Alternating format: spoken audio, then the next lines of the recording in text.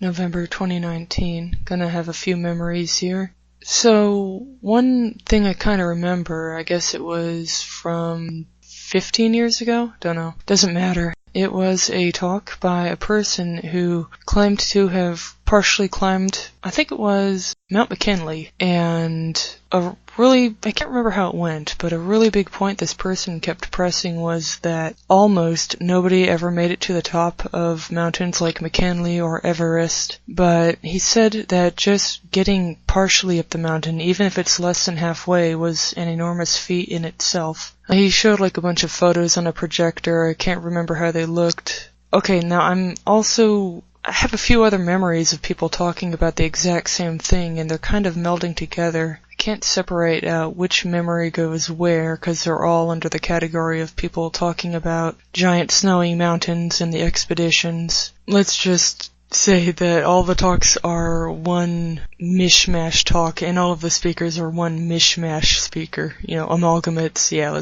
it's an amalgamate memory. And anyway, something about finding dead people on the trail up the mountain, and you just had to look at this frozen corpse with brightly colored clothing sticking out from under the snow, and you just had to shake your head and go, too bad for that person. I have to keep going. And just keep climbing the mountain, and stuff about oxygen tanks and expedition crews and a bunch of drama and people hogging the oxygen tank and sneaking off with oxygen and getting high in a tent on oxygen and some people dying. And yeah. But I guess the main point this amalgamate speaker was saying was that nobody gets to the top of a mountain, but just going up partially up the mountain is an incredible feat that you learn a lot from. I can't really remember anything else. And now, a big change of topic, but the main topic is just me remembering stuff. When I was a child, about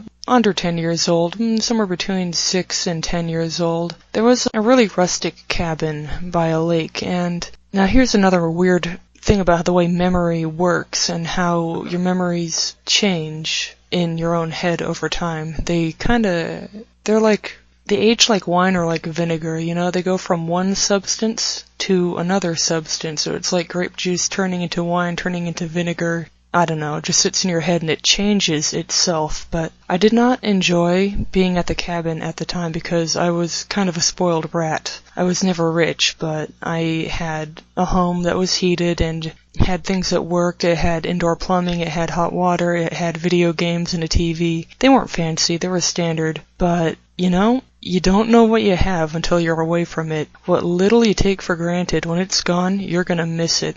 Big, important lesson in my life. And so I didn't enjoy being at the cabin, but over time as I looked back in my memory, I appreciated it more and more. So sometimes, even when you're going through something unpleasant, and you really hate it at the time, years later you look back and your memory gets better, well, more favorable. I wouldn't say sharper, clearer, higher resolution memory, but your emotions about your memory get more positive or even darker. It depends. Because sometimes when you go through a tough time and you just have to buckle down and get through the hard time, when you're out of it, you can look back and realize how terrible it was. When you're used to bad stuff, it just becomes normal to you. Anyway, yeah, memory is interesting. Well, one thing that happened a lot was I would have nothing to do because there was no electricity at this cabin. So, there was a lamp, and there was a guest room. It had like a shower and a toilet, but they didn't work. I don't know why they had showers and toilets when they're not even hooked up to water.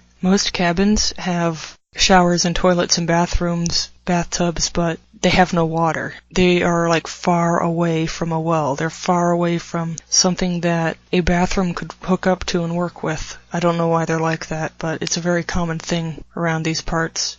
Yeah, it's like someone took a small building from the town and just teleported it out to the forest. Teleporting cabins. I don't know.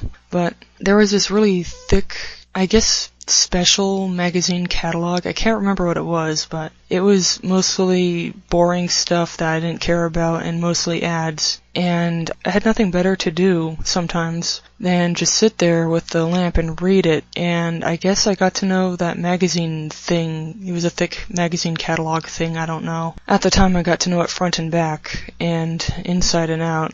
and it was just stupid, but what if, at the time, I knew about Orange 33? What if I knew about what kinds of people were promoted in media? What if I knew about what kinds of people got photographed and used in advertising? What if I knew about the words and diction people used and the secret stuff? What if I knew about that? It would have completely changed my outlook, because I was going through this thing dozens of times, but it was all boring. But what if I knew to look for Orange 33 and inversions? It would have been very different.